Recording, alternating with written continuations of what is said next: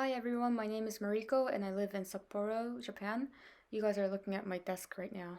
Today I'm going to be handcrafting with resin for the first time, and I bought this kit on Amazon.jp. I don't know what it's like on Amazon.com, but when you look up resin for beginners on Amazon, they literally give you dozens of kits that have 100 and 150 materials in them, and I was kind of scared to work with anything I have no idea about.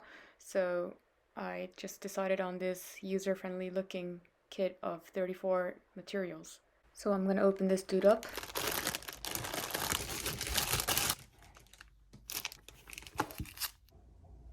So first take a look at the instruction papers that were in here. This is a message from the owner of the shop.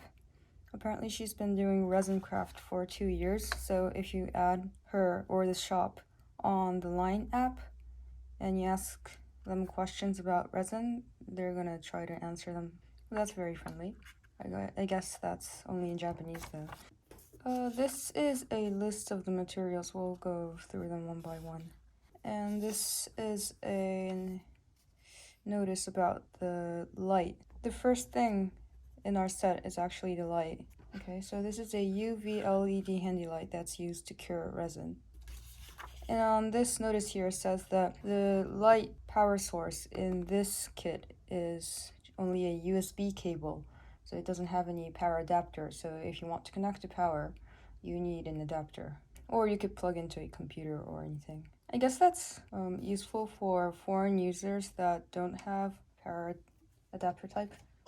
In Japan we have this type of adapter, but if this works by USB cable, then it could basically work anywhere. The second thing on our list is the resin itself. This kit uses Hoshino Shizuku, which is one of the hard type resins, and it's clear in color. It says here that if you use the UV light, resin is cured in a minute or so, but if you cure by sunlight or if you try to cure on a cloudy day, it would take different times. I didn't know that. Okay, so like I said, I'm a total beginner of resin. I've only watched some YouTube videos, so I'm gonna be learning as I create this video. So you guys get to watch an adult's learning curve of whatever. Yep.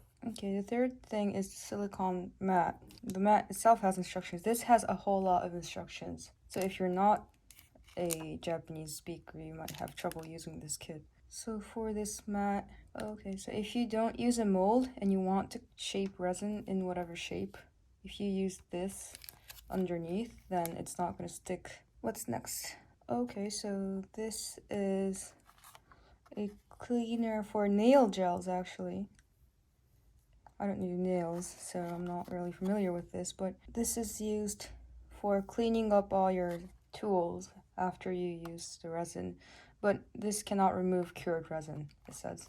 We have a couple of sticks here. Oh, the spoon-shaped stick, okay. It has a fancy gem on the end, but it's spoon-shaped and it could be used for mixing colors or scooping up resin for smaller spaces. Okay, and there's a brush, a gel brush. I don't know if it's different from any other brush, but I guess if you're going to do resin craft, you should have a brush just for resin. So this is used for coating and applying resin to a wide area. Then there's a tweezer, so it's a really precise kind of tweezer. I've already got a couple of these, but I guess I could use this one especially for resin. A nail file, okay. So this file is 180 by 240. That's pretty, fine.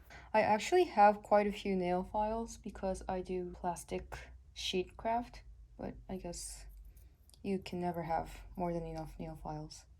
Okay, so here's the wood stick. It says it's nice if you have one. Haha, it's nice if you have one. You can use this to remove any air bubbles, and you can use this to flatten resin and all sorts. Okay, it's nice if I have one. And here we have the mold.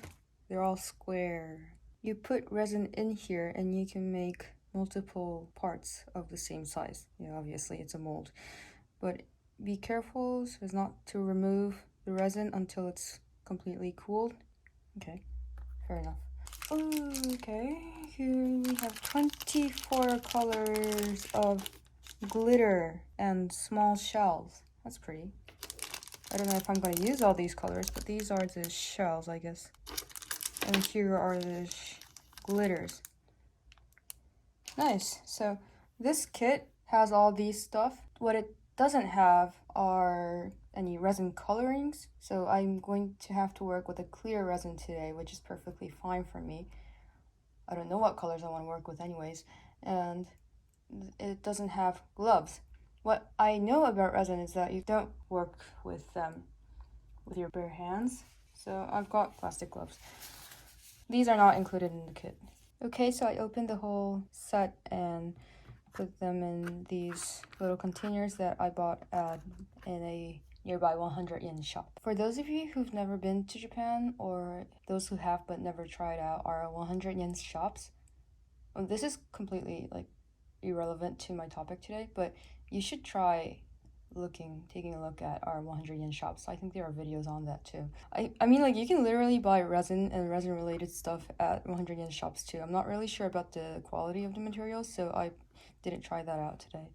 Oh, by the way, the whole kit, not the containers, but the whole resin kit on Amazon was 7,000 yen.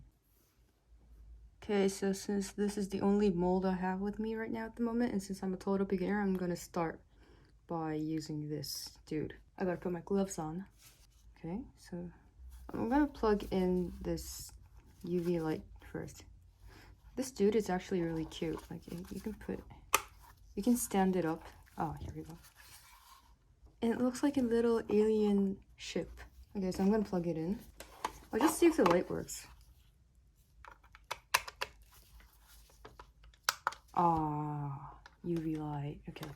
I have an LED light on my desk right now. I'm not sure if I should turn that off so as not to cure the resin faster than I want it to.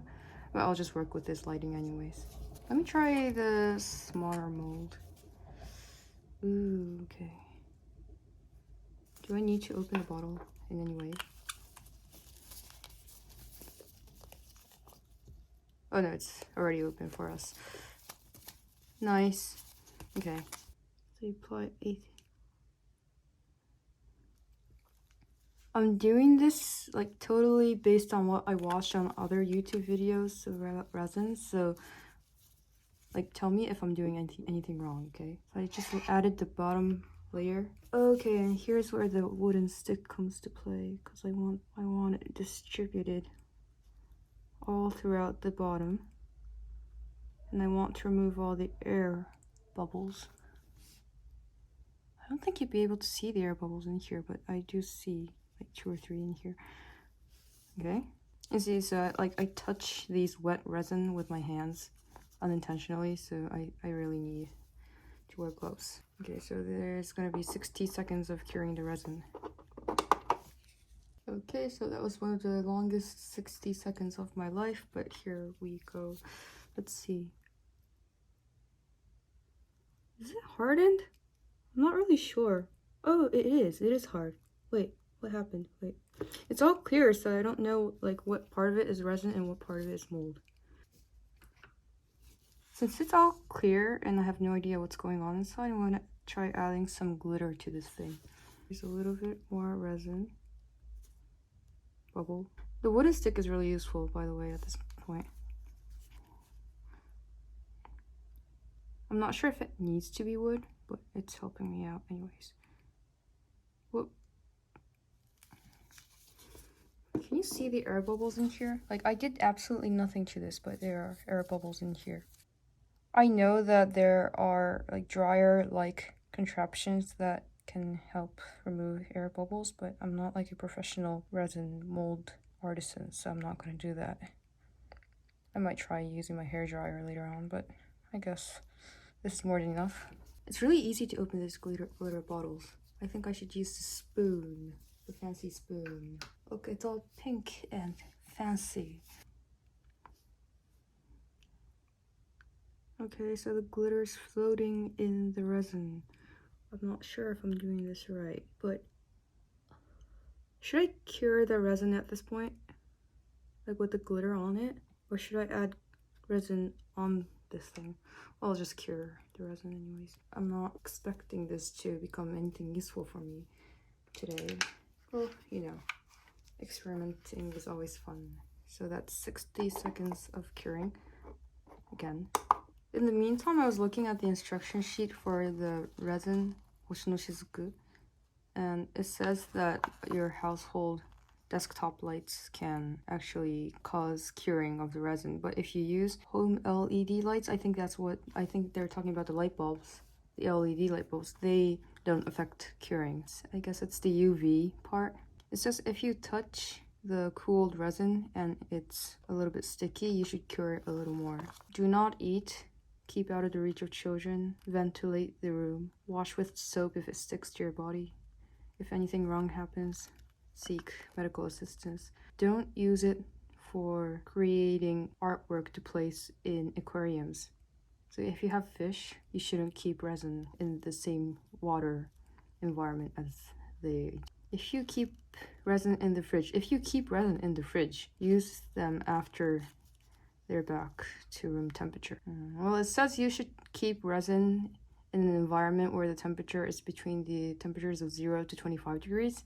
So if you live in like a 30-degree environment and you don't have aircon, then I guess you should keep resin in the fridge. Cured resin could be thrown away as combustible trash.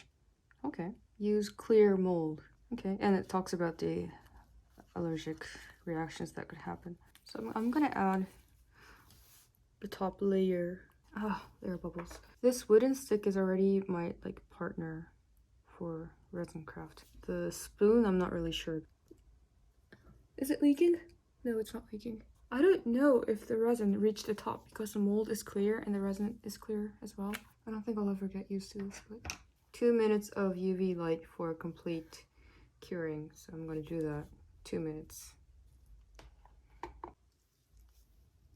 Okay, so I've let this dude cool for about 5 minutes now. I'm not really the impatient type, but I'm just curious to see how this turns out. Okay, the mold is harder than I imagined.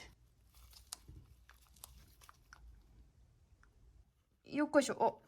Voila.